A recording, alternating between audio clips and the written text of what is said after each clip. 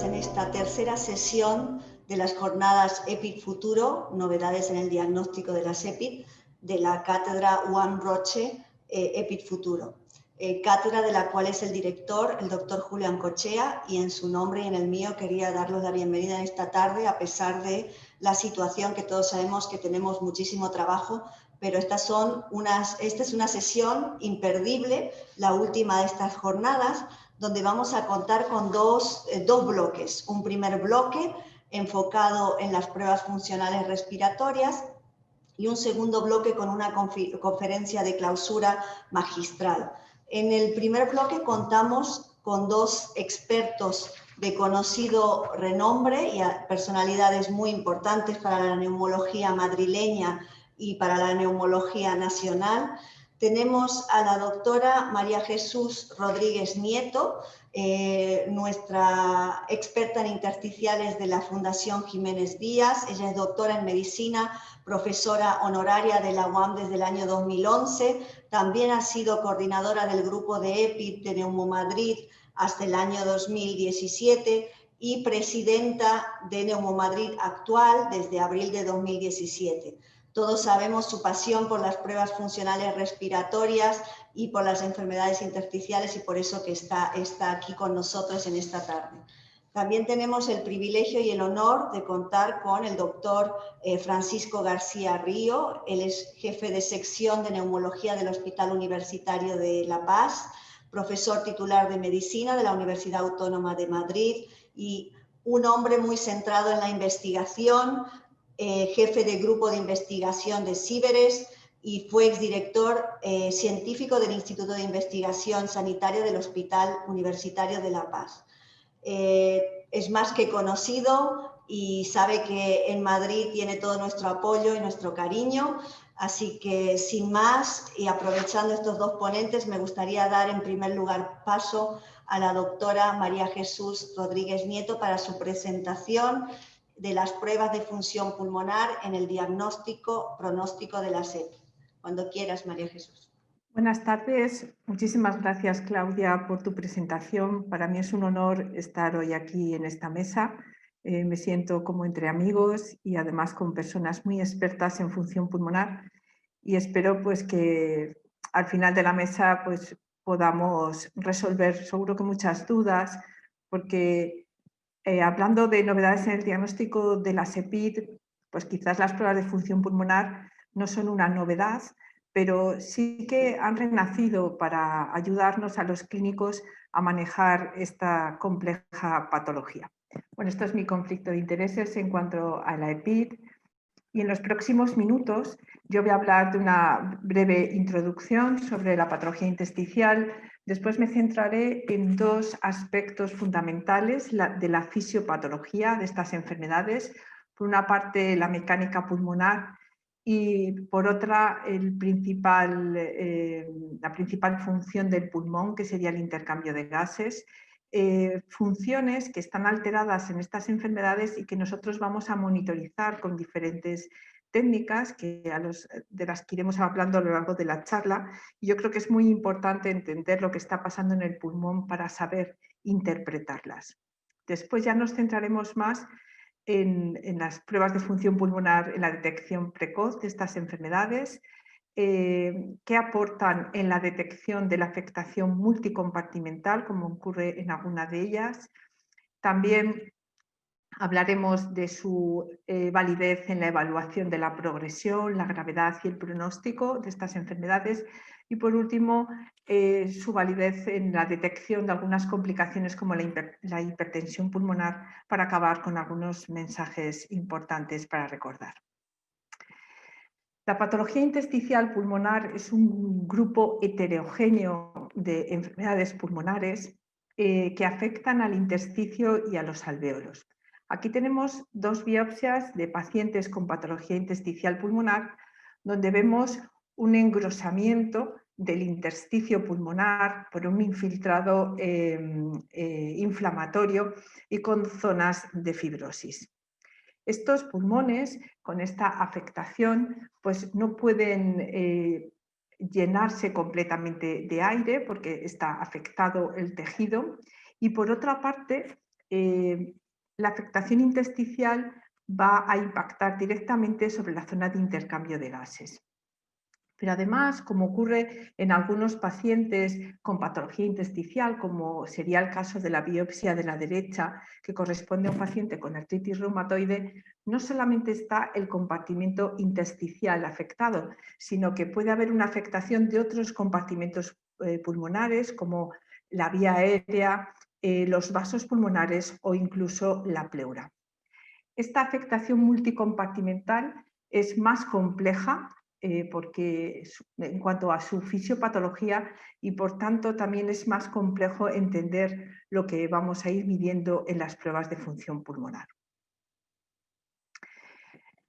Así que, tal como hemos visto en las imágenes anteriores, la inflamación y la fibrosis que ocurre en el intersticio pulmonar condiciona diferentes problemas. Por una parte, el pulmón se vuelve rígido, con una disminución de la compliance.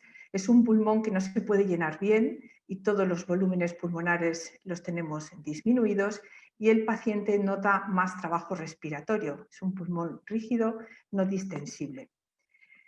La inflamación y la fibrosis también altera el intercambio de gases a nivel de la membrana alveolocapilar, con una afectación de la difusión.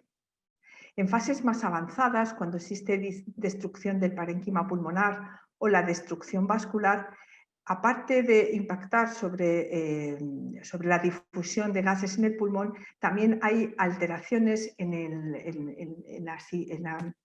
el equilibrio de ventilación-perfusión que junto con las alteraciones de la difusión nos conducen a la insuficiencia respiratoria que presentan estos pacientes, que puede ser uno de los estímulos que condicione la aparición de hipertensión pulmonar o bien la propia destrucción vascular que puede aparecer en algunas de estas enfermedades puede condicionar la aparición de hipertensión pulmonar. Centrándonos en la alteración de la mecánica pulmonar en la EPID, pues ya os he comentado que lo que ocurre es una disminución de la compliance. La compliance la entendemos como la distensibilidad del pulmón. La compliance sería el incremento de presión necesario para llenar una determinada cantidad de volumen en el pulmón, de volumen de aire en el pulmón. En esta curva de presión-volumen, un pulmón normal, que sería la gráfica de la izquierda, para llenar medio litro por encima de la capacidad residual funcional, pues se requiere un gap, o sea, una determinada presión, ¿vale? Este sería un pulmón normal, una presión pequeña. Cuando tenemos un pulmón con patología intersticial pulmonar, un pulmón poco distensible por la inflamación o los fenómenos fibróticos, como veis, para llenar ese mismo medio litro a partir de FRC se requiere una presión mucho más grande y además la presión máxima alcanzada es menor, ¿de acuerdo? Es decir, que estos pulmones hay una disminución del volumen pulmonar y esto condiciona un aumento del trabajo respiratorio que tiene que ver con la disnea que los pacientes desarrollan. Pero además de la disminución de la compliance, otra parte de la mecánica pulmonar que está alterada en los pacientes con EPID es la resistencia de la vía aérea. En este caso hay una disminución de la resistencia. Recordar que la pequeña vía aérea, digamos, se impide el colapso por la retracción elástica que tiene el pulmón. Cuando esto está aumentado, como ocurre en los pacientes con fibrosis pulmonar, por ejemplo, ¿no? Con estos mecanismos fibróticos, pues la vía aérea se mantiene muy abierta. Esto, cuando nosotros hacemos una curva de flujo-volumen, típicamente los pacientes con fibrosis pulmonar tienen unos flujos aumentados y un cociente FF1 partido FVC también aumentado. Sería un pulmón rígido, ¿no? Como cuando tenemos un globo en el que la goma ya es muy poco distensible, que cuesta mucho llenarlo, pero que al vaciarlo, debido a esta rigidez, se vacía muy fácil y de forma sencilla, teniendo en cuenta además que la vía aérea se mantiene abierta sin problema. En definitiva, la alteración de la mecánica pulmonar conduce a una disminución de los volúmenes pulmonares, como os he comentado en la EPID. Esto lo medimos de diferentes maneras. Con una técnica que se llama pletismografía podemos medir la capacidad pulmonar total y subdividirla en el volumen residual y la capacidad vital. Con la espirometría vamos a medir la capacidad vital forzada. En este gráfico que nos ilustra cómo estarían los volúmenes pulmonares en diferentes situaciones fisiopatológicas, vemos que en la fibrosis pulmonar la capacidad pulmonar total está disminuida, también el resto de capacidades, pero el volumen residual se mantiene más o menos estable o incluso en fases finales puede estar aumentado. El siguiente aspecto de la fisiopatología de la enfermedad pulmonar intersticial difusa sería la alteración del intercambio de gases. El intercambio de gases es la función fundamental del pulmón. Al estar afecto el intersticio con fenómenos inflamatorios o fibróticos, lo que hay es una disminución de la capacidad de difusión del pulmón. Esta capacidad de difusión, desde el punto de vista, así como didáctico, podemos dividirla como en dos resistencias o dos componentes que se suman. Por una parte, la difusión tiene un componente de membrana y por otra parte tiene un componente vascular. Es decir, el paso de gases desde el alveolo, que sería esta zona, hacia los capilares pulmonares, tiene un componente de membrana que llamamos DM y un componente vascular que va a depender fundamentalmente de la tasa de unión del gas con la hemoglobina y del volumen propio de los capilares pulmonares. Cuando nosotros intentamos medir esta difusión del pulmón, lo hacemos utilizando una técnica que utiliza monóxido de carbono. El monóxido de carbono es un gas que tiene 230 veces más afinidad por la hemoglobina que el oxígeno.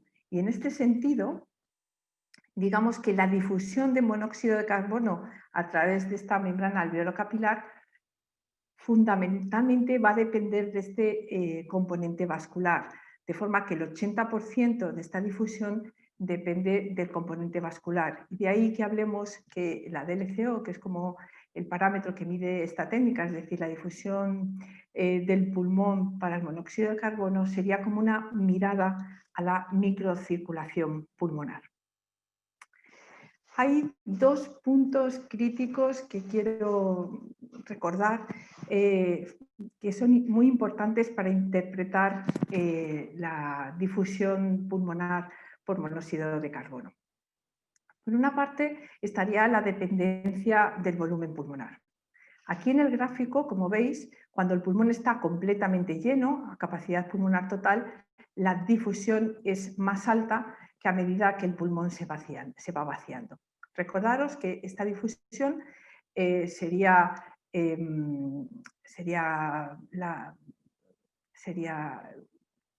la multiplicación entre un coeficiente de difusión que llamamos KCO para monóxido de carbono, que mediría la eficiencia del intercambio de gases por unidad pulmonar y el volumen alveolar al que se accede.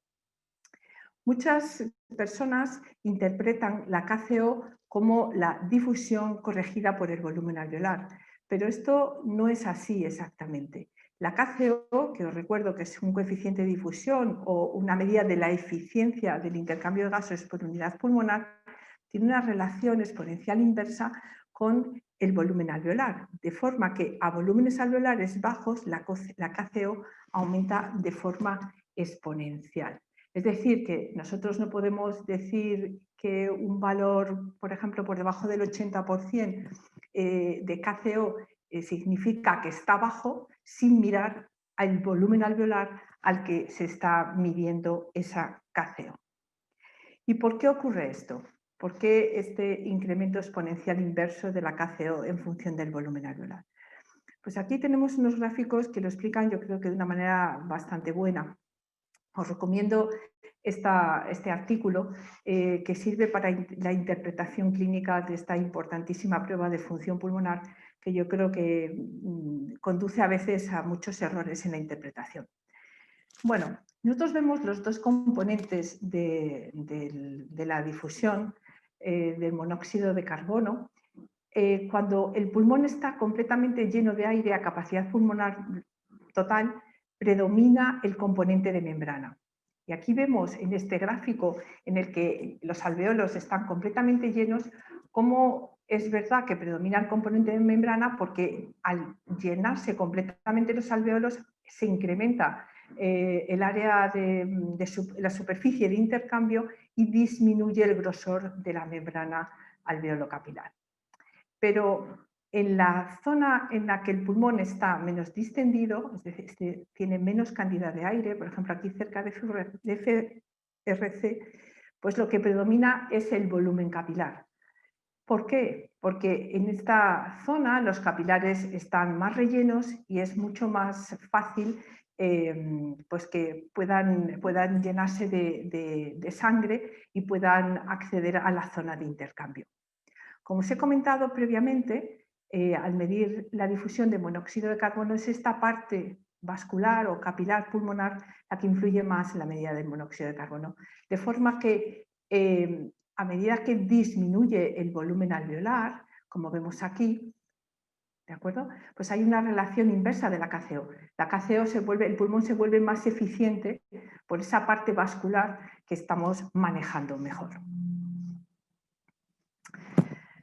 Nuestro grupo desde hace años utiliza pues, un ajuste al volumen alveolar, un ajuste lineal con un parámetro que llamamos ZCO, que sería una corrección a este volumen alveolar. Aquí os dejo pues, cómo en distintas técnicas de difusión, en este caso la técnica por single breath y rebreathing, donde el volumen alveolar es diferente, la medición vemos que es más baja de la difusión con técnicas que miden menos volumen alveolar, en este caso sin corregir. Cuando lo corregimos con la KCO, la corrección no es perfecta, porque ya os digo que depende del volumen alveolar, pero con la ZCO, que sería un ajuste en el que de forma matemática se lineariza esa curva exponencial inversa de la KCO, pues el ajuste es mucho mejor. Y el segundo punto crítico para interpretar la difusión de monóxido de carbono es la distribución de gas. Es decir, el monóxido, es decir, cómo accede el gas a la zona de intercambio influye mucho en la medida de la difusión. En este gráfico hablamos de un parámetro que sería una fracción pobremente ventilada de pulmones normales y de pulmones de pacientes con distintos grados de obstrucción o de afectación de una enfermedad de la vía aérea que, por supuesto, produce una mala distribución del gas, ¿no? Vemos que el límite inferior de la normalidad sería un 20%, que el parámetro que lo mide sería pues, el cociente entre el volumen alveolar, medido en este caso, en nuestro caso con el test de difusión, y la capacidad pulmonar total que se mide por pletismografía. Ese volumen alveolar es por una técnica de dilución y depende fundamentalmente de las vías aéreas que son accesibles, a diferencia de la pletismografía que va a medir todo el gas. De tal manera que las diferencias entre ambos parámetros nos indican la mala distribución del gas. Cuando hay una mala distribución del gas y el volumen alveolar que medimos está bajo, realmente no está representando toda la globalidad del pulmón. Solo serían las mejores unidades que tienen ajustada la ventilación-perfusión y además este volumen alveolar afectaría a la KCO cuando está en bajo. Con lo cual, podemos estar midiendo una KCO que es normal, pero recordar que se debe sobre todo a una mala distribución del gas. ¿Cómo interpretamos entonces la disminución de la difusión? Y os vuelvo a remitir a este artículo que a mí me parece muy fácil de entender y además con muchos ejemplos que que nos permiten su utilidad en la vida diaria, ¿no? O sea, en la práctica clínica habitual. Pues cuando un paciente tiene una difusión baja, miramos el volumen alveolar. Si el volumen alveolar está normal y la KCO, que es esta medida de eficiencia del intercambio de gases, está bajo, pues hay un problema en el intercambio de gases, en la eficiencia del intercambio de gases, que puede ser, por ejemplo, una patología intersticial pulmonar. Si el volumen alveolar está bajo, tenemos que medir esta mala distribución del gas.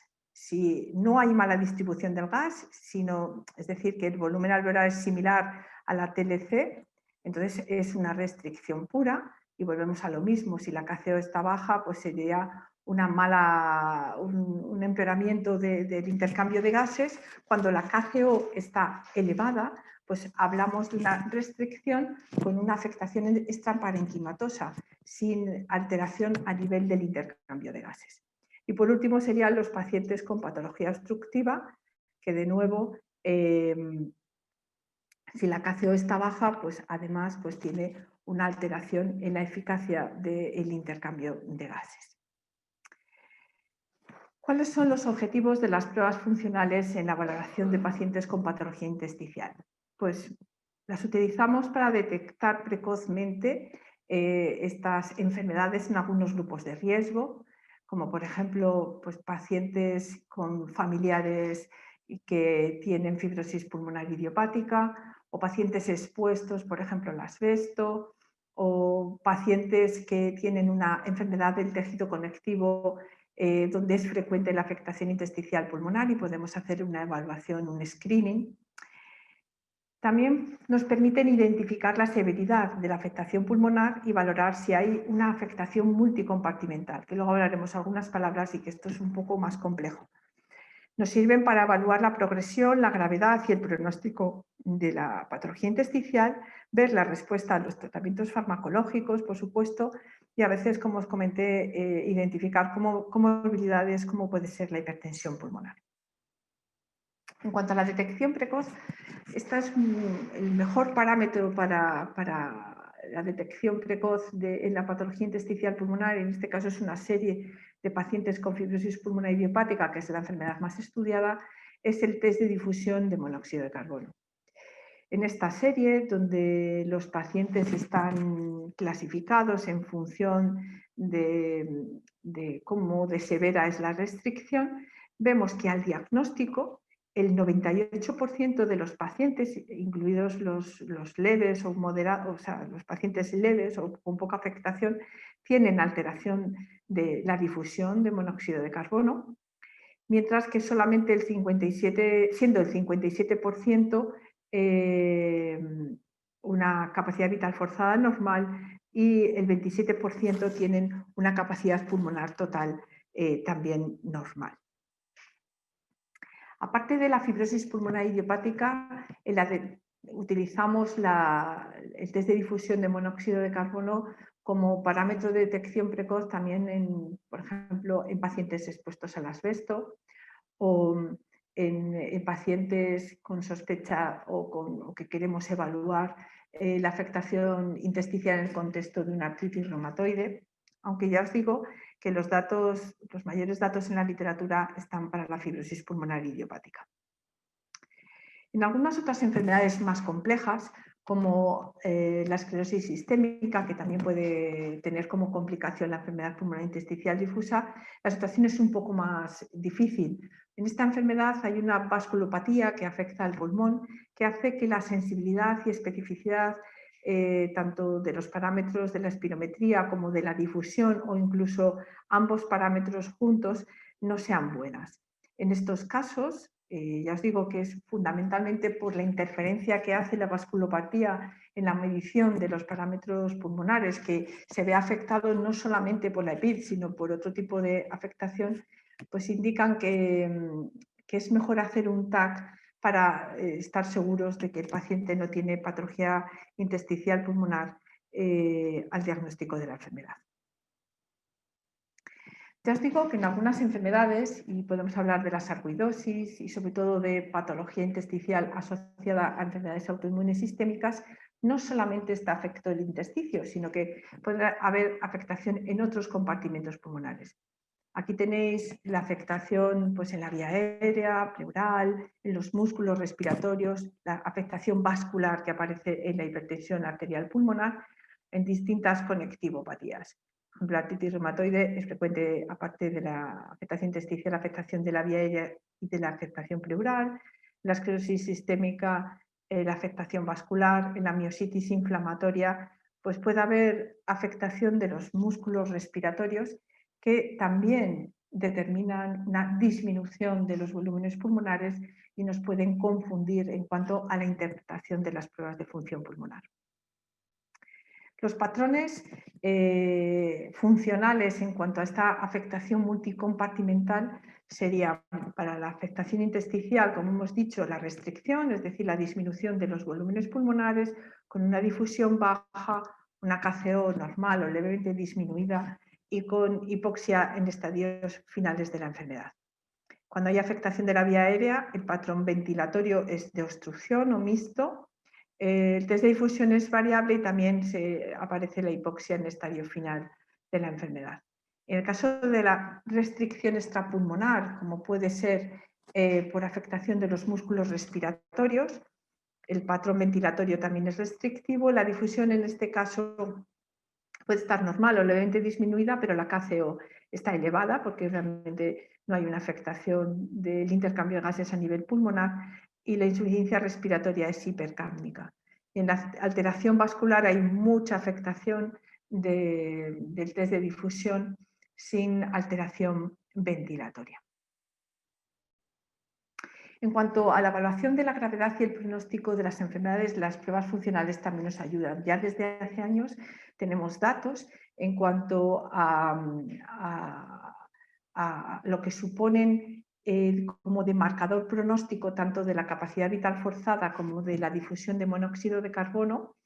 El cambio en 6 meses de distintos parámetros, ¿no? Por ejemplo, la capacidad vital forzada, una disminución del 10% en 6 meses o del 5 al 10% marca a aquellos pacientes que al cabo de 4 años tienen peor pronóstico.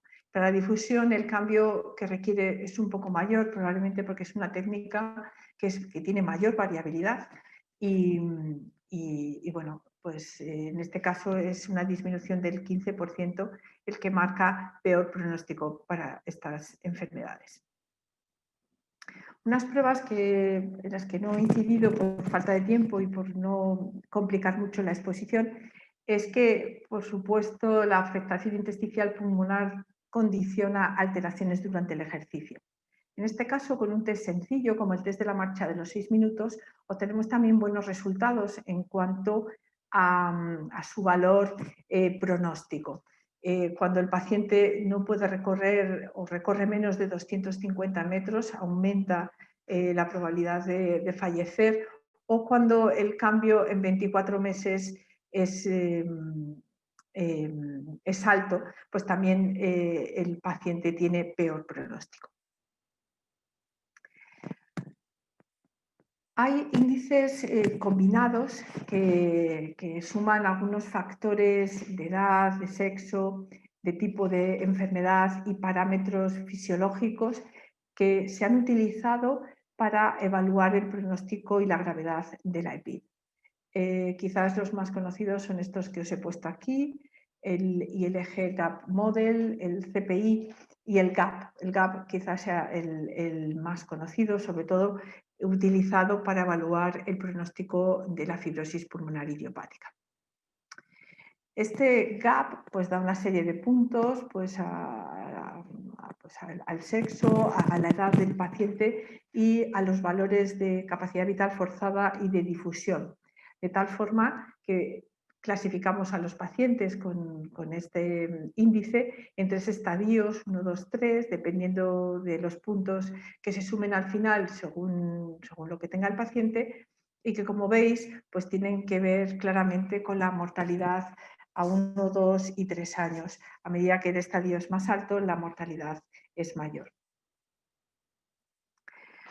Me parece muy interesante la comparación que hacen estos autores en pacientes con FPI del registro australiano. Son 416 pacientes y entonces evalúan qué capacidad tienen algunos de estos índices combinados y otras variables fisiológicas como la capacidad vital forzada y el test de difusión de monóxido de carbono para separar pacientes leves de moderados severos y les hacen un seguimiento a 5 años. Entonces, como veis, el estadio 1 del GAP pues, separa bien los leves de moderados, ¿no? Aquí vemos como los leves, pues el pronóstico es mucho mejor que los que son moderados severos. En el CPI pues también son buenos resultados. El test de difusión pues también con un punto de corte del 55%, los que tienen un test de difusión por encima del 55% también se comportan de una forma leve, o sea, separa bien aquellos pacientes que tienen mejor pronóstico, y el que peor capacidad tiene para separar los leves de los moderados graves sería la capacidad vital forzada.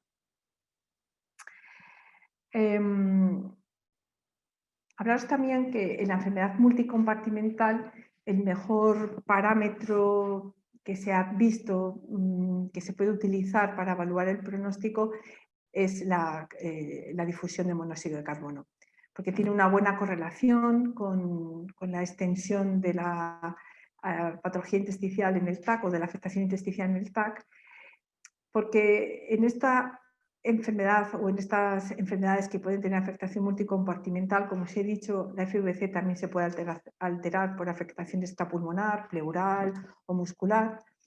Captura bien la afectación vascular que aparece en algunas de estas patologías, y además está menos artefactado por los valores teóricos. Por último, hablar de la hipertensión pulmonar. Es una complicación que se asocia a las pacientes con patología intersticial de forma variable según las series, pero que puede estar hasta en un 32%.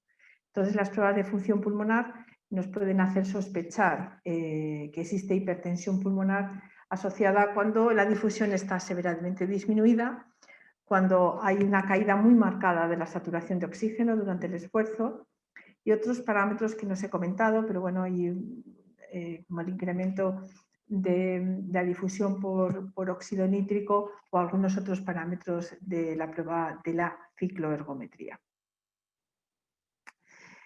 Y como mensajes importantes, pues que la alteración del test de difusión de monóxido de carbono es el parámetro funcional que mejor detecta la patología intersticial de forma precoz, que estas variables funcionales son muy importantes para evaluar el pronóstico y monitorizar la progresión de las enfermedades intersticiales, que a veces la interpretación es compleja, sobre todo cuando hay afectación pulmonar multicompartimental y se requiere experiencia y conocimiento de las pruebas, de las limitaciones, de los potenciales compartimentos que pueden estar afectos. Y por último, pues deciros que conocer la fisiología y la interpretación de las pruebas de función pulmonar nos hace mejores clínicos, porque muchas veces estas pruebas nos ponen en la pista de lo que puede estar pasando al paciente, ¿no? ¿Por qué progresan? ¿Cómo progresan? Si hay afectación multicompartimental. Y yo creo que la patología intersticial en este sentido es muy rica y utilizar estas pruebas nos hace valorar mejor a los enfermos. Muchas gracias por su atención. Muchísimas gracias, María Jesús, por mostrarnos la importancia de que como neumólogos conozcamos la fisiopatología pulmonar y la complejidad que tiene el laboratorio de pruebas de función pulmonar y todo el provecho que le podemos sacar para toda la patología neumológica, especialmente para las enfermedades intersticiales. Y quería dar paso al doctor Fran García Ríos, que nos va a hablar de la FVC, si es el mejor marcador pronóstico en la CEPID o no. Y Fran, cuando quieras, por favor.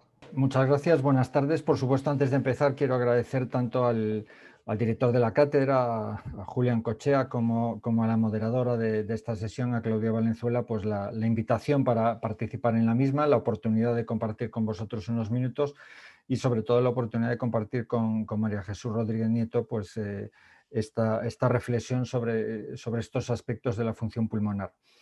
Decir que en mi caso soy un telonero inverso, es decir, básicamente lo que voy a hacer en los minutos que me quedan es destacar un poco lo que ya ha dicho María Jesús, que yo creo que son sin duda alguna los mensajes más importantes, centrándome en una pregunta que plantean los organizadores y bueno, que tiene que ver bastante pues, con el desarrollo de distintos sistemas de intervención frente a estas enfermedades. La pregunta, como ya ha anticipado la doctora Valenzuela, es si la FVC es el mejor marcador pronóstico de la SEPID.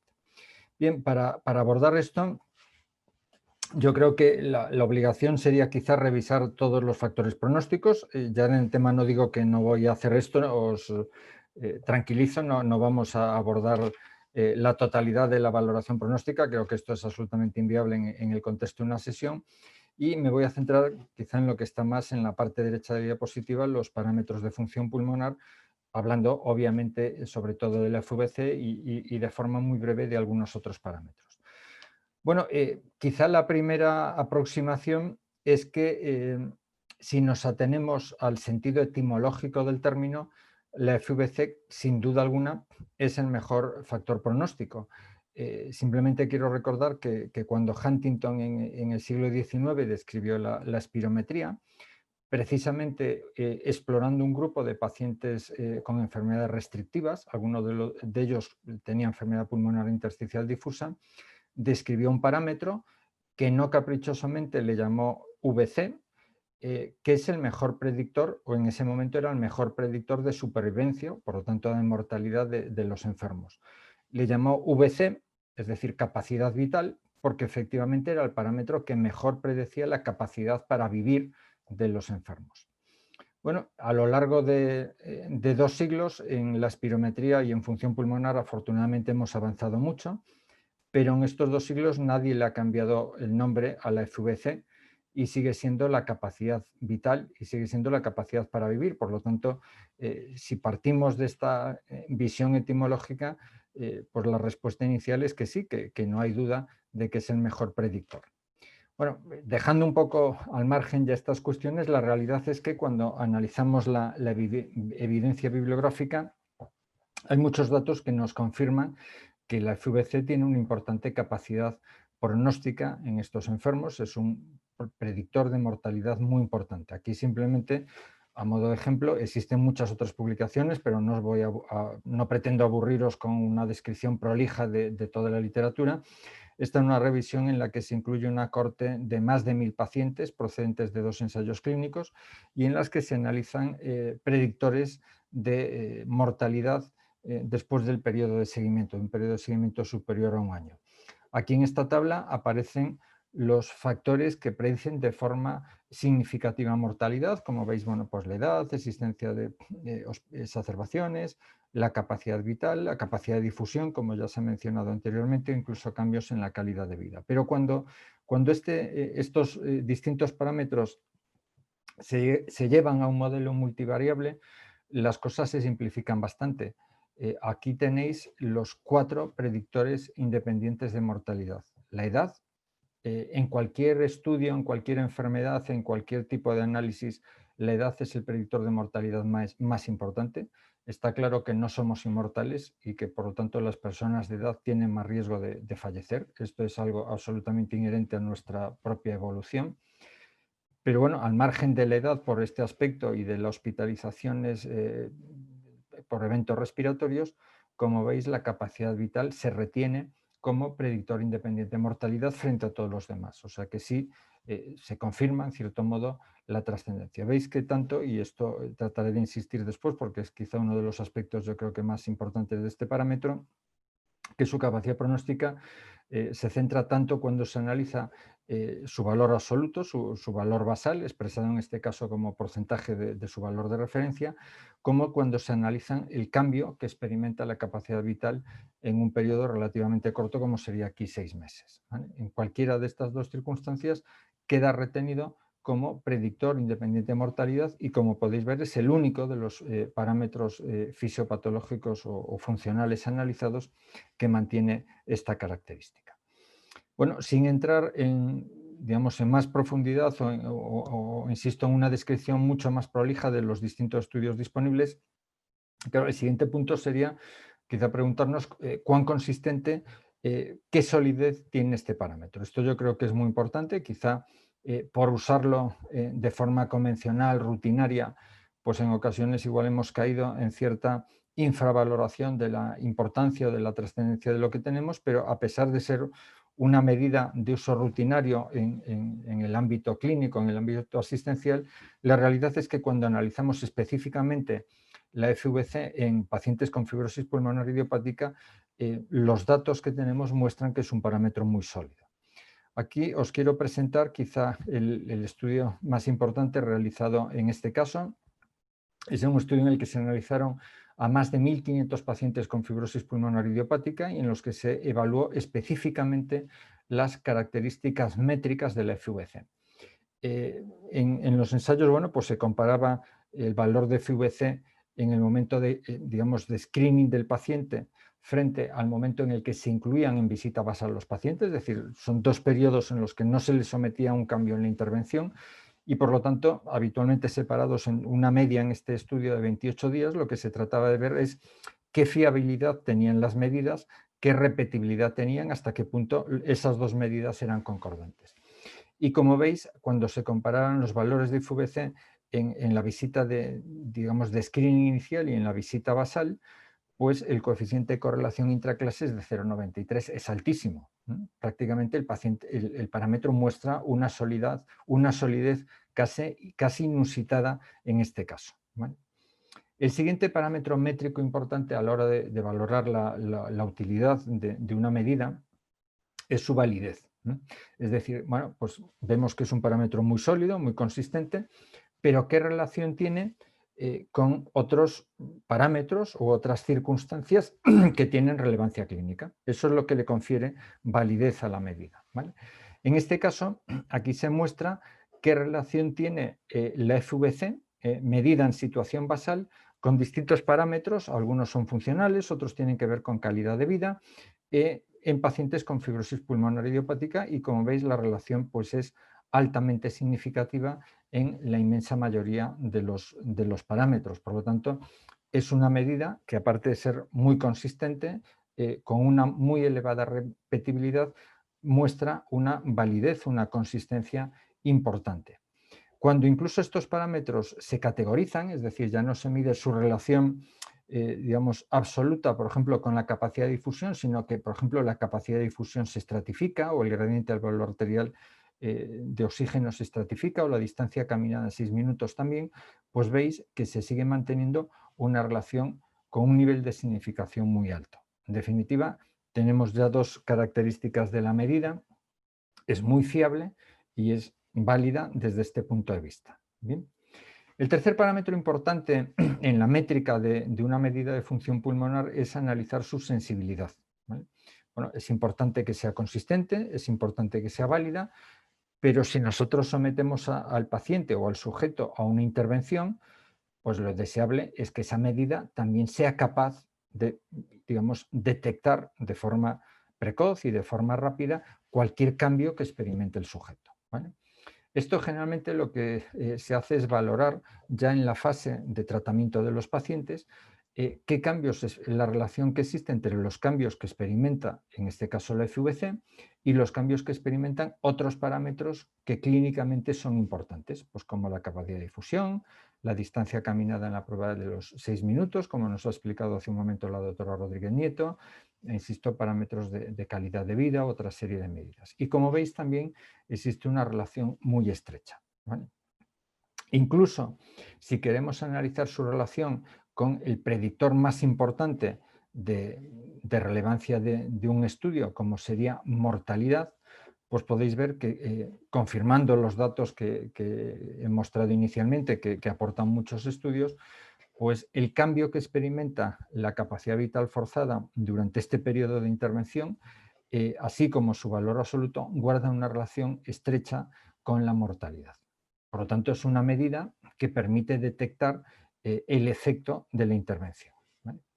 Y la última cuestión es valorar lo que se llama el mínimo cambio clínicamente importante o clínicamente significativo. Es decir, muchas veces cuando hacemos análisis estadístico obtenemos valores de P que son significativos, pero esa diferencia estadísticamente significativa es necesario trasladarla al ámbito clínico y comprobar si efectivamente esa diferencia clínica estadísticamente significativa tiene trascendencia clínica. Esto se hace por distintas técnicas de análisis, que no voy a extenderme demasiado en ello por no alargarme, pero que permiten calcular que un cambio en la FVC de 5,8%, es decir, entre un 5 y un 6%, tiene ya significación clínica. Por lo tanto, estamos hablando de un parámetro que también es muy fino, es decir, que pequeñas modificaciones en este parámetro tienen un impacto clínico importante. Por lo tanto, parece, además de guardar, como insisto, esta interesante relación con la mortalidad, que sus datos métricos, fiabilidad, validez, sensibilidad, mínimo cambio clínicamente relevante, le confieren un valor y una capacidad particularmente importante. Como os decía, también es interesante conocer el comportamiento de la FVC en la historia natural de los EPID. Esta también es una cohorte de pacientes con fibrosis pulmonar seguida durante digamos, un periodo de tiempo, y aquí se describe el comportamiento de la FVC, que como veis, bueno, pues tiene una tendencia global a reducirse. Es cierto que hay algunos pacientes, como pasa en otras circunstancias, que se mantienen estables o incluso experimentan un ligero incremento, y hay pacientes que experimentan un deterioro mucho más acusado.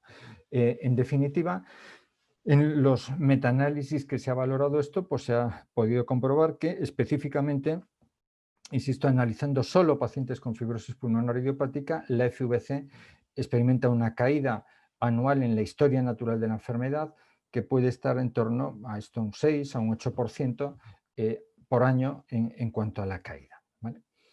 Claro, esto lleva a plantear un aspecto muy importante, y es teniendo en cuenta que es un parámetro en este sentido que nos sirve para caracterizar la historia natural de la enfermedad por este comportamiento que hemos demostrado, si además podría ser útil como parámetro para valorar intervenciones que puedan modificar el devenir de la evolución de la enfermedad. Y aquí simplemente, precisamente esta característica de la FVC de poder, digamos, describir la historia natural de la enfermedad, también ha demostrado su interés, su utilidad en muchos ensayos clínicos como variable, en muchos casos incluso variable principal del estudio, para demostrar un efecto de una intervención. En este caso, pues, por ejemplo, un ensayo en el que se demuestra que esta caída fisiológica de la FVC que experimentan todos los pacientes con fibrosis pulmonar idiopática, pues se ve atenuada, por ejemplo, cuando son tratados con pirfenidona. Y esto ha llevado a plantear un importante debate precisamente en estos términos, que es quizá la parte que yo creo que le confiere más interés y utilidad pronóstica a la FVC. Estos son dos artículos de Perspective publicados ya hace hace un tiempo considerable en el Blue Journal, que desde luego sí os recomendaría si queréis leerlos, sobre todo porque son muy entretenidos. En vez de ver uno Tómbola o estos programas de tertulianos de la televisión, pues casi causa la misma capacidad irrisoria leerse estos dos artículos. Es decir, en algún caso, pues los autores no llegan a pegarse, porque a través de la revista es difícil hacerlo, pero vamos, llegan casi a unos niveles de ofensa dialéctica que desde luego son sorprendentes en la literatura científica. Pero bueno, sirven un poco de, digamos, como elemento para contrastar este debate, ¿vale? Aquí lo que se plantea es si aceptando este valor pronóstico de la FVC, si de alguna forma lo podríamos utilizar como un indicador subrogado de la enfermedad, ¿vale? La idea del indicador subrogado es, bueno, pues todos tenemos claro que el principal indicador de cualquier enfermedad es la muerte, pero para valorar el impacto de la mayoría de intervenciones que realizamos, pues, en el ámbito clínico sobre mortalidad es muy difícil, porque exigirían tiempos de seguimiento muy prolongado, unos números de pacientes muy elevados, y entonces en la práctica clínica, insisto, en la totalidad de las enfermedades, pues habitualmente buscamos indicadores subrogados, es decir, parámetros que en definitiva nos dan información sobre estos puntos u objetivos clínicos esenciales, como es mortalidad, y lo que tratamos es de valorar si el impacto de alguna intervención puede modificar ese indicador subrogado, asumiendo que ello conlleva una modificación del indicador final, ¿vale? En esta discusión que os planteaba, bueno, pues destacan, y esto es importante, distintos aspectos. Claro, a veces nosotros podemos hacer una intervención que actúe directamente sobre el endpoint final, pero no tenga ningún efecto sobre el indicador subrogado. Podemos hacer intervenciones que modifican el indicador subrogado, pero este a su vez no tiene relación con el endpoint final, es decir, podemos hacer muchas combinaciones, ¿vale? Entonces aquí lo que se plantea es si aquellas intervenciones que realmente modifiquen la FVC, una palabra, el cambio del FVC en el tiempo, si eso realmente nos está mostrando el indicador más importante, que es mortalidad, ¿vale? Y esto sí querría dedicar un mínimo tiempo de reflexión.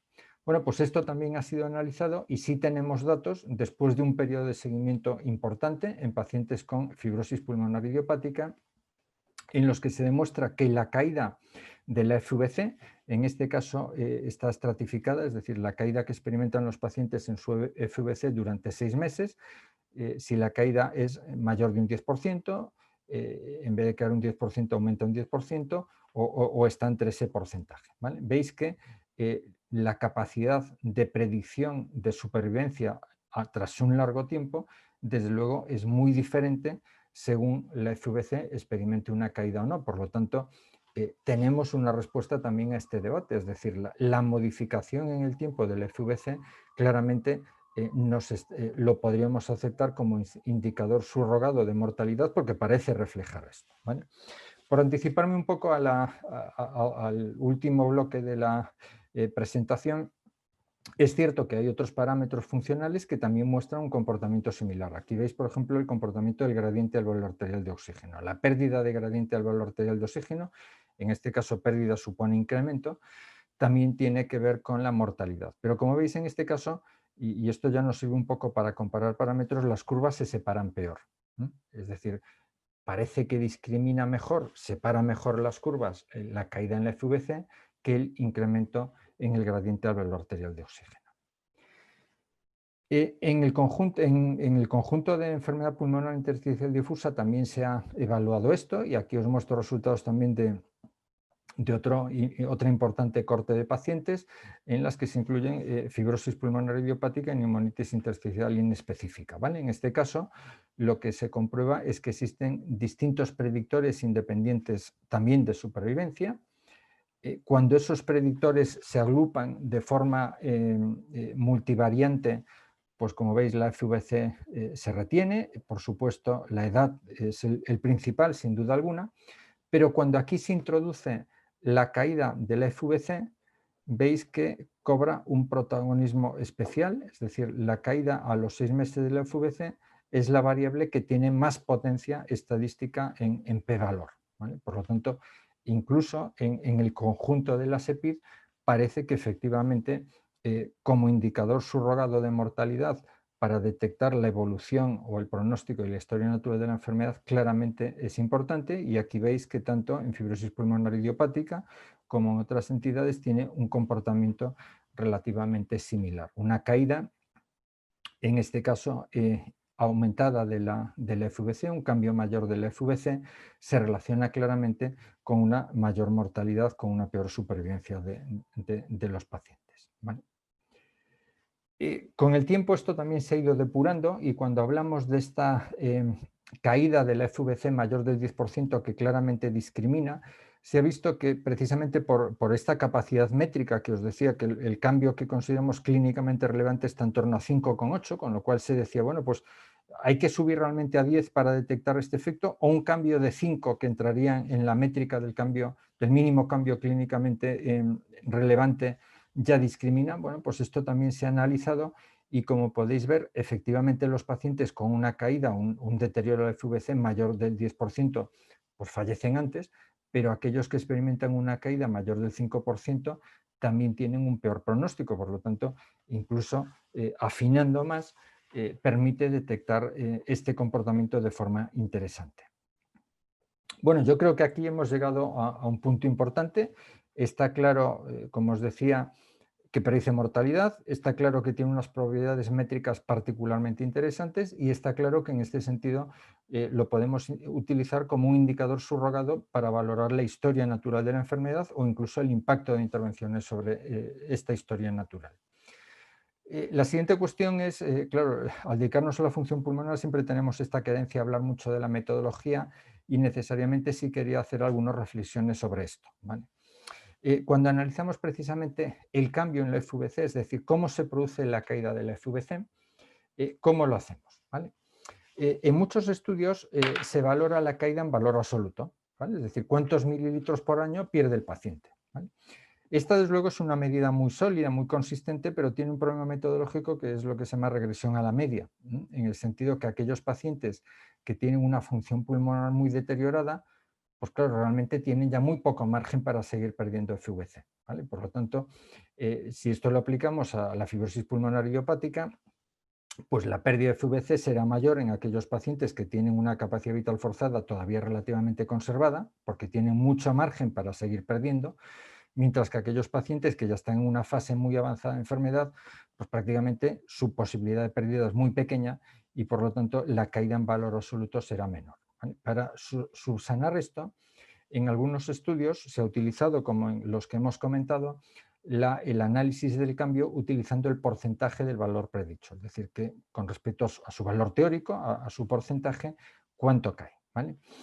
Esto es, digamos, una forma de, en cierto modo, resolver este problema, pero metodológicamente tampoco es perfecto, ¿vale? Y en este sentido yo creo que es importante decirlo y destacarlo, porque, claro, cuando nosotros comparamos un valor con respecto a su valor teórico, como sabéis, el teórico va cambiando con el tiempo, ¿vale? Es decir, cuando el teórico, entre otras cosas, depende de la edad. Y por lo tanto, a lo largo de nuestra vida, nuestro valor teórico de FVC va cambiando de forma progresiva. Por lo tanto, estamos comparando una medida con respecto a un parámetro que a su vez va cambiando, ¿vale? Esto, digamos, metodológicamente no es adecuado, plantea algunas dificultades y por lo tanto supondría un cierto grado de limitación, ¿vale? Claro, podríamos argumentar, bueno, pero realmente nosotros analizamos el cambio en 6 meses y es cierto que en 6 meses el valor teórico no suele cambiar, ¿vale? El valor teórico puede cambiar en 2, 3 años, en un periodo más largo, ¿vale? Pero hay que asumir que es una limitación y quizá no sea la forma ideal de hacerlo. Y desde luego la forma ideal de comparar la evolución de la FVC o de cualquier parámetro de función pulmonar en estudios longitudinales sería analizar su Z-score, es decir, la desviación que tiene con respecto al valor normal, ajustada precisamente por sus valores residuales. Esta es una medida que por si resulta ya independiente del teórico que el sujeto vaya teniendo en el tiempo, se hace independiente de la edad, se hace independiente del valor absoluto y por lo tanto sería la medida idónea, ¿vale? Yo desde este punto de vista sí, desde luego, añoro y desearía pues, tener más estudios dirigidos a fibrosis pulmonar idiopática como a muchas otras enfermedades en las que se analizase el cambio, en este caso de FVC, interpretado en Z-score. Pero vamos, seguro que el grupo español que se dedica mayoritariamente, pues es algo que seguramente puede asumir y podría abordar de forma muy fácil y proporcionarnos información de mucho interés en este sentido, ¿vale? El otro aspecto metodológico que querría comentar es, si nos quedamos con lo que se está haciendo ahora, es decir, valorar cómo cambia el porcentaje del teórico, bueno, si ese porcentaje lo consideramos en valor absoluto o en valor relativo. Aquí os pongo el ejemplo claro, es decir, si nosotros consideramos que un cambio del 10%, vamos a analizar el efecto de un cambio del 10%, ¿a qué llamamos 10%? ¿A cambio en valor absoluto? Es decir, que pase, por ejemplo, del 60 al 50%, es decir, veis que aquí ha cambiado a 10, o que sea un 10% de este 60, ¿vale? Si el 10% de 60 son 6, pues estaríamos hablando de cambiar de 60 a 54, ¿vale? Es decir, cambio en valor absoluto o cambio en valor relativo, ¿vale? Obviamente, todos asumimos que cuando hablamos de cambio en valor relativo estamos pidiendo una caída menor, ¿vale?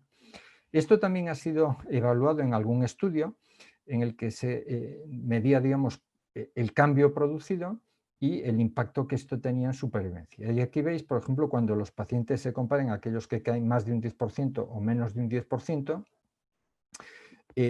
estratificando tanto si el cambio es en valor absoluto, que sería la línea discontinua, como si el cambio es en valor relativo, veis que cualquiera de estas dos formas de interpretar el cambio realmente discriminan muy bien supervivencia, ¿vale? Las dos formas serían prácticamente de una rentabilidad similar. Y como se muestra en este estudio, no solo para el 10%, sino incluso considerando otros puntos de corte como 5%, 15%, las dos modalidades de análisis del cambio realmente permiten identificar o discriminar supervivencia de forma clara, ¿vale? Asumiendo esto, como cuando nosotros pedimos un cambio en valor relativo, estamos pidiendo menos magnitud de cambio, nos encontramos que más pacientes van a experimentar, van a cumplir ese criterio, ¿vale? Por lo tanto, según eso, cuando se analiza el número de pacientes que sería necesario evaluar para detectar cambios en mortalidad, digamos, explorando la modificación en valor absoluto o la modificación del porcentaje en valor relativo, veis que resulta mucho más rentable utilizar el cambio en valor relativo. ¿Por qué? Porque es necesario analizar a menos pacientes y esto, por ejemplo, a la hora de diseñar un estudio, un ensayo clínico y demás, tiene intervención, es decir, tiene importancia. Nosotros estamos pidiendo que se modifique menos, por lo tanto, podremos encontrar más pacientes, va a ser un criterio menos exigente, pero siendo menos exigente prácticamente es igual de rentable que el otro. Por lo tanto, esta sería la propuesta. Es decir, mientras no utilicemos los Z-scores, si seguimos utilizando el cambio como porcentaje del valor predicho, suele ser más rentable considerar la modificación relativa que no la modificación absoluta.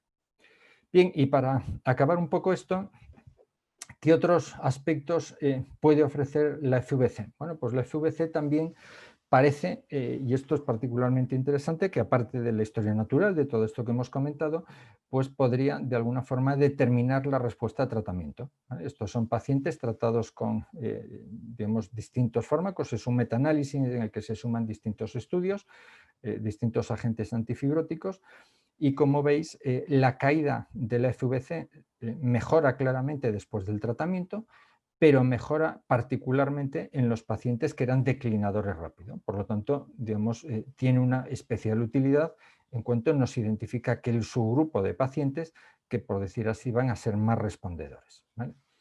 Y además también en análisis combinados lo que demuestran es que ya en pacientes en fase de tratamiento pues nos sigue discriminando adecuadamente aquellos que van digamos, tener mayor supervivencia en función de aquellos en los que el tratamiento estabilice o mejore incluso la FVC frente a aquellos en los que a pesar del tratamiento la FVC sigue cayendo. Por lo tanto, incluso en la monitorización del tratamiento parece que es un parámetro particularmente importante, ¿vale? Como nada en la vida es perfecto, este criterio lo cumple para supervivencia, no llega a alcanzar significación estadística en incidencia de efectos adversos, pero bueno, probablemente también es una cuestión de N o que se requieran más estudios en este sentido.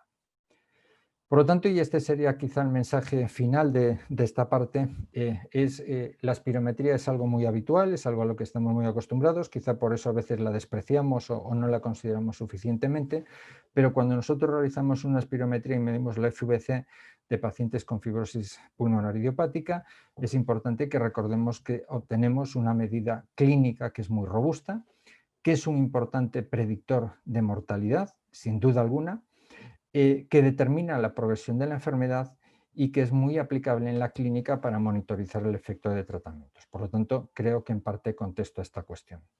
Muy brevemente, para no extenderme más, un mínimo comentario sobre algunos aspectos de otras pruebas. Por supuesto, y lo ha explicado de una forma magnífica y en profundidad la doctora Rodríguez Nieto anteriormente, existen muchos otros parámetros de función pulmonar que dan gran información.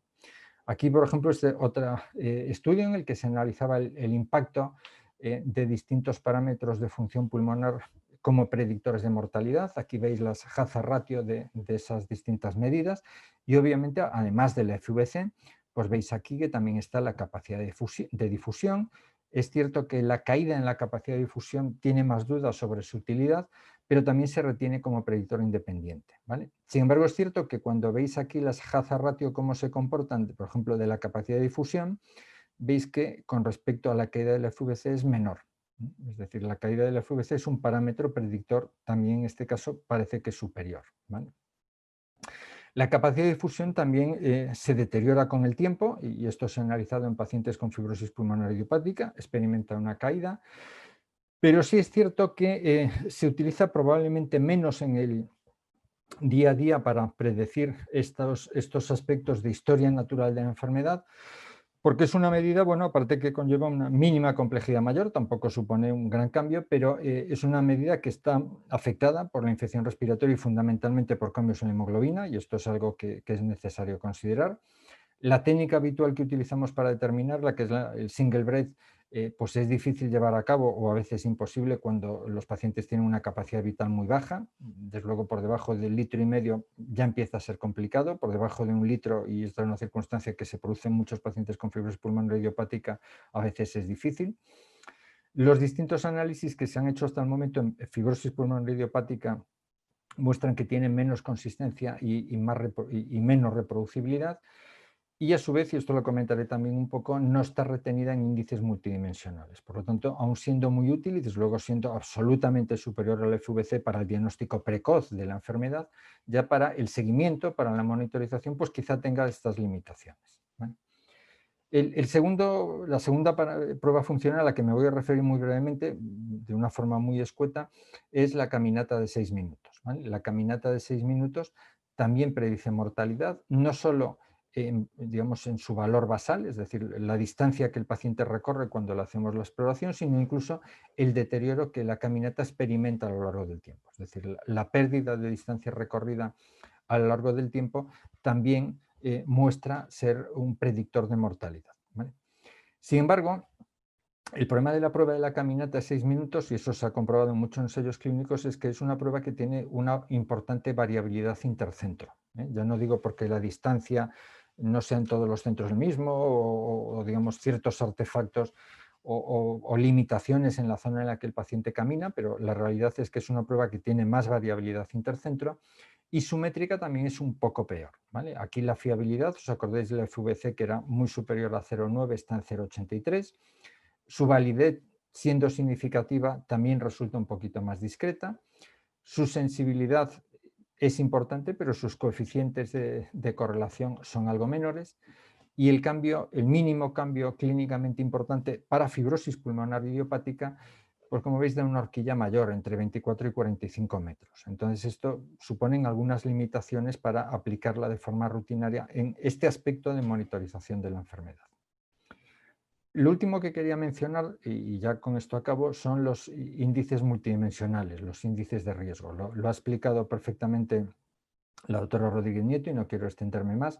Hay distintos índices y quizá mi mensaje importante es que cuando se analizan estos índices, en este caso por ejemplo es el BFR, pues como veis siempre aparece el cambio en la FVC.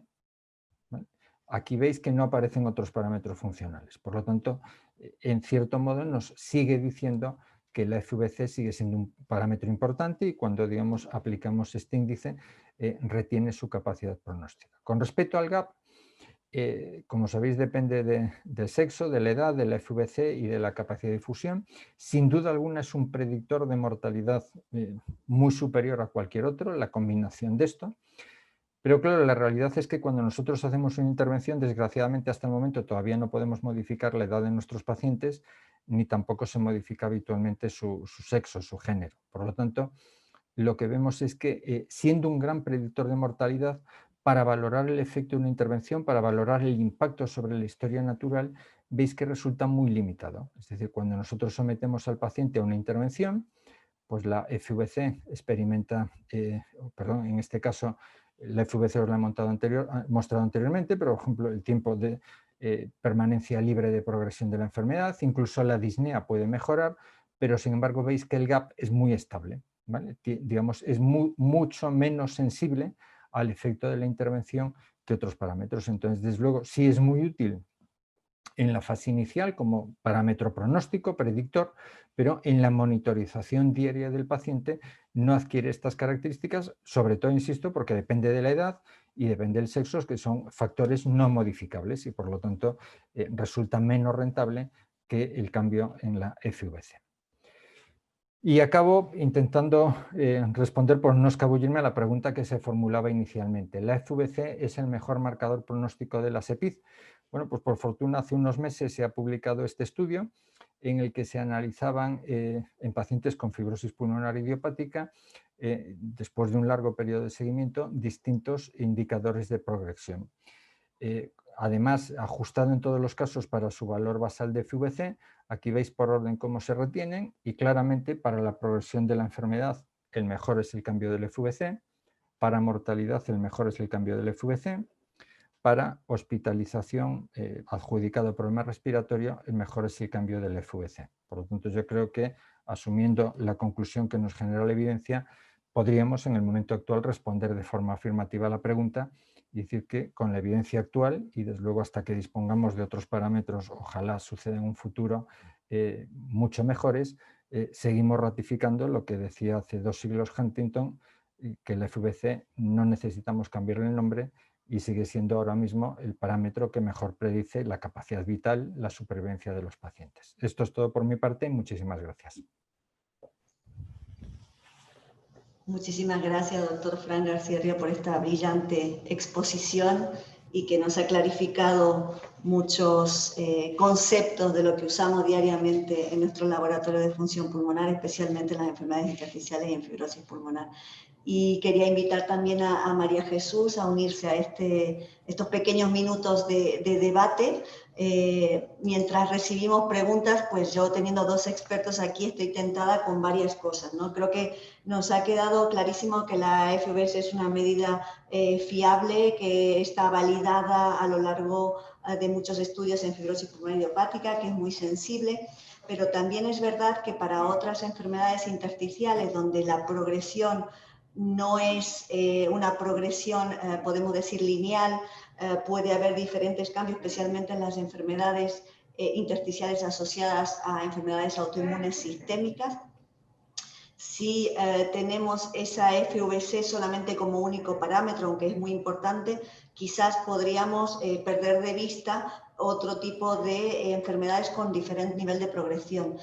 ¿Qué otros parámetros incluiríamos? Os pregunto a ambos vuestra opinión. ¿Qué otros parámetros incluiríamos? No sé si en forma de índices o conjunto para hacer como un índice GAP en estas enfermedades. ¿Y qué problemas encontraríamos en la interpretación de los resultados de estos diferentes test, ya que hay un problema aquí multicompartimental, ¿no? Bueno, si quieres contesto yo primero. Tú bien sabes, Claudia, que tampoco hay una respuesta clara a esta pregunta que tú planteas, porque así como en la fibrosis pulmonar idiopática, pues hay numerosos estudios y, como nos ha mostrado Fran, pues que nos permiten saber muy bien el valor de estos parámetros de función pulmonar.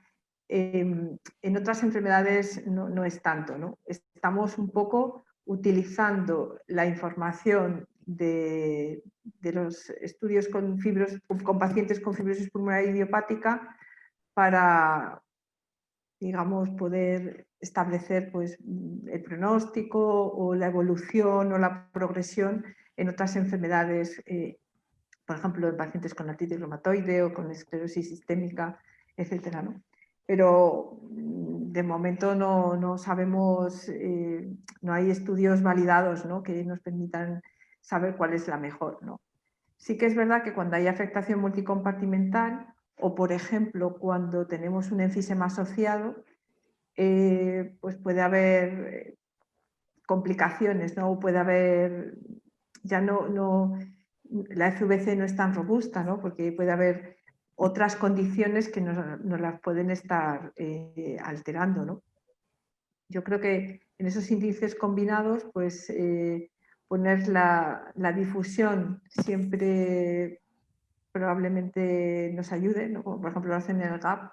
Y yo no sé si también sería de utilidad pues disponer de una categorización en cuanto a la extensión de la fibrosis en el TAC, o de parámetros radiológicos que nos permitan matizar un poco pues estas alteraciones funcionales. No sé. ¿Qué opinas tú, Fran? Sí, bueno, yo estoy completamente de acuerdo. Es decir, realmente donde tenemos evidencia, y yo creo que hay solideces en fibrosis pulmonar idiopática, porque ahí hay, bueno, pues un número yo creo que importante de estudios para ser categórico, también depende un poco qué es lo que queremos hacer. Es decir, yo creo que en la evaluación pronóstica inicial se necesitan muchas más cosas. Como decías, la capacidad de difusión es crítica y desde luego en esa fase inicial es más rentable que la FVC.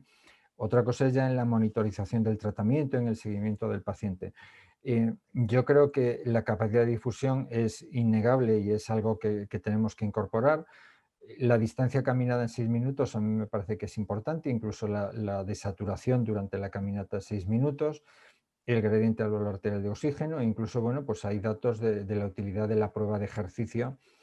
Nosotros lo hacemos prueba de ejercicio progresiva en la fase inicial de muchas de estas enfermedades, porque el comportamiento de los gases, incluso los equivalentes ventilatorios de muchos parámetros, parece que tiene, digamos, valor discriminante o valor de identificación de gravedad en esta fase inicial. Por supuesto, además, esto a veces nos permite identificar comorbilidades. Cada vez son menos los enfermos que son exclusivamente puros, sino que en el fondo, pues, y sobre todo ya a partir de cierta edad, pues se combinan distintas alteraciones y esto también yo creo que nos permite profundizar en ello. Entonces, desde luego, en la valoración inicial yo creo que son necesarias muchas más pruebas. Nosotros ahora estamos muy entusiasmados con la difusión pulmonar de óxido nítrico como técnica para discriminar lo que comentabas antes, precisamente el factor de membrana y el componente capilar. Y yo creo que esto es muy importante en esta valoración inicial.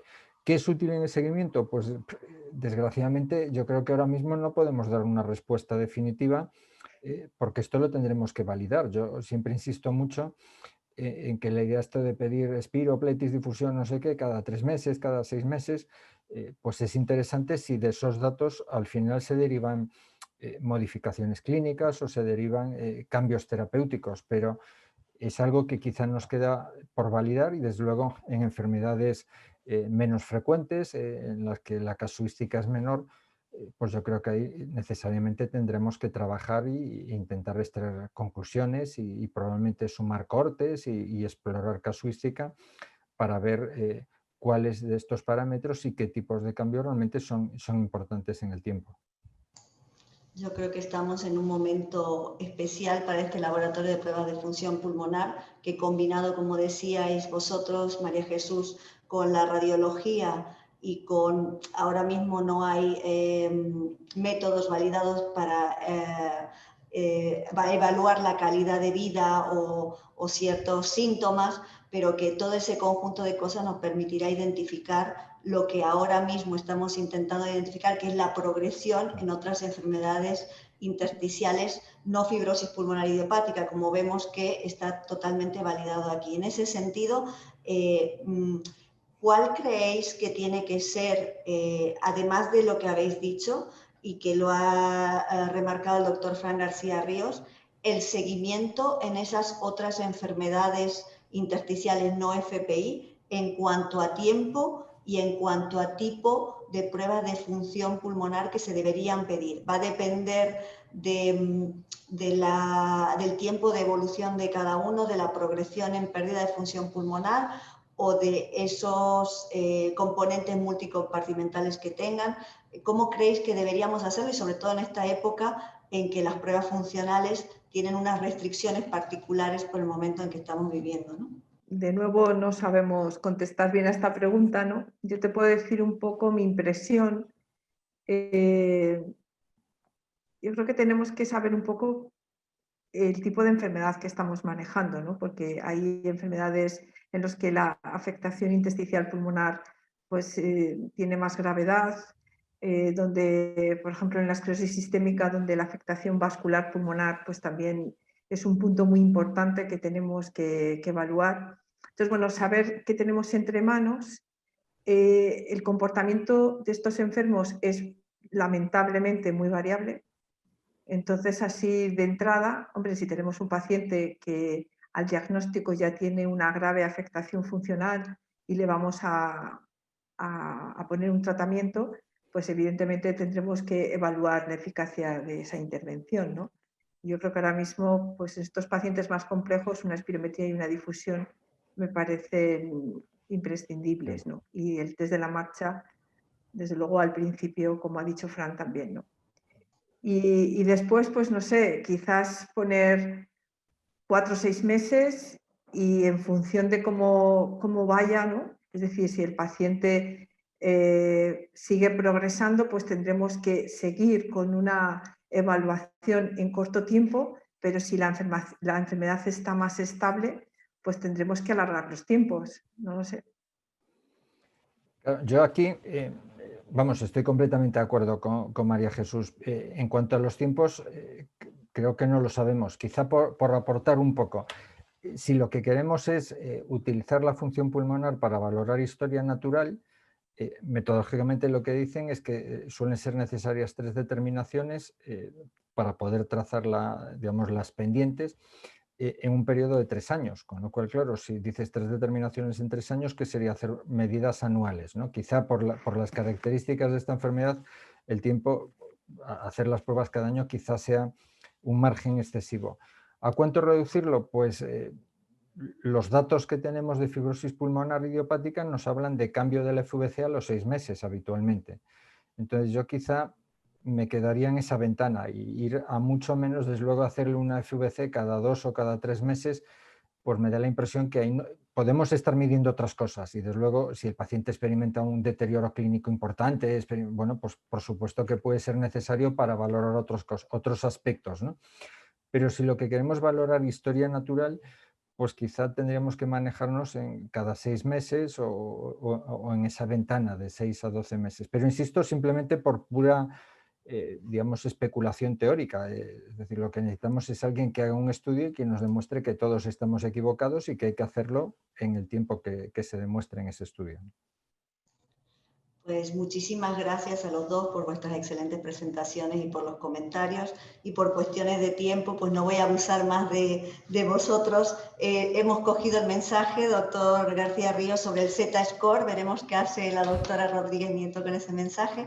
Y voy a dar paso ahora al director de la cátedra One Roche EPID Futuro, al doctor Julián Cochea, para la próxima parte de la sesión. Muchas gracias de nuevo por vuestra participación. Muchas gracias. Gracias a vosotros. Muy bien, muchas gracias. Muchas gracias a todos. Llegamos al final.